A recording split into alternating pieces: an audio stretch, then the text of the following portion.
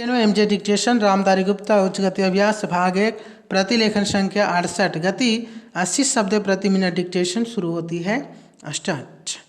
महोदय, हमने ऐसा प्रयास ही नहीं किया कि किसी परियोजना को एक ऐसा संयुक्त उद्यम माना जाए जिसमें उसके निर्माता, श्रमिकों, वहाँ रहने वाले अन्य मजदूरों, वैज्ञानिकों, प्रबंधकों तथा अन्य संबद्ध लोगों को भागीदारी का अनुभव हो। हमने समस्याओं को पुराने कोण से ही देखा है और लोगों को अलग अलग खानों में बांट दिया है। इसीलिए ये झूठे विभाजन समाप्त होने चाहिए।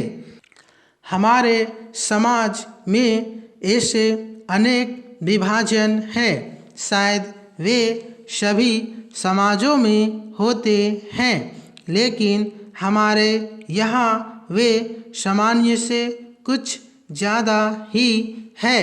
ये धर्म के आधार पर, जातियों के आधार पर, भाषा और क्षेत्र के आधार पर पाए जाते हैं। एक व्यक्ति और एक वर्ग को दूसरों से अलग करने वाली अनेक तरह की दीवारें हैं और इन सब विभाजनों से हमारा राष्ट्र कमज़ोर हुआ है।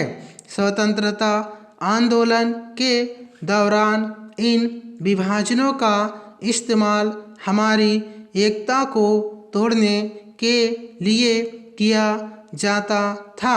आज भी इन्हें उन लोगों को कमज़ोर बनाने के लिए काम में लाया जाता है जो एक होकर खड़े होना चाहते हैं, जो भिन्न भिन्न जातियों और धर्मों के होते हुए भी एक ही उद्देश्य से प्रेरित है।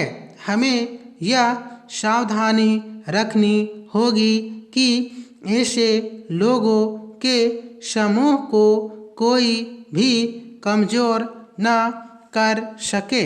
हमें ऐसे वर्गों का और विस्तार करने की कोशिश करनी चाहिए जिससे उनके अंतर्गत हमारे और भी अधिक ऐसे लोग आते जाए जो एक विशेष उद्देश्य को पूरा करने के लिए कृत संकल्प हो, क्योंकि यही देश के हित में है।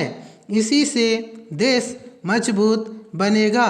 देशवासी मजबूत बनेंगे जिनके अंतर्गत कोई एक वर्ग ही नहीं है, बल्कि सभी वर्गों के लोग हैं। पैराग्राफ।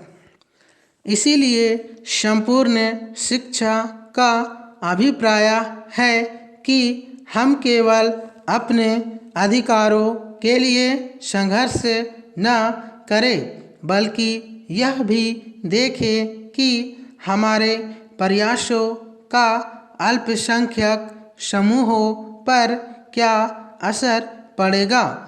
औद्योगिक क्षेत्र सुगठित है, उसकी आवाज़ शक्तिशाली है, उसमें एकता है और इसका प्रभाव पड़ता है। लेकिन हमारे देश में बहुत से ऐसे वर्ग हैं जिनकी आवश्यकताएं अन्य वर्गों से कहीं ज़्यादा महत्व की है, परंतु उनमें एकता नहीं है। उनकी मांग को प्रस्तुत करने वाला कोई नहीं है और उन्हें शायद पता तक नहीं होता कि उनकी कुछ मांगे भी है, लेकिन केवल इसी कारण से उनकी उपेक्षा नहीं की जा सकती। हम यह नहीं कह सकते कि उनकी कोई मांगे नहीं है। समाप्त। Thank you.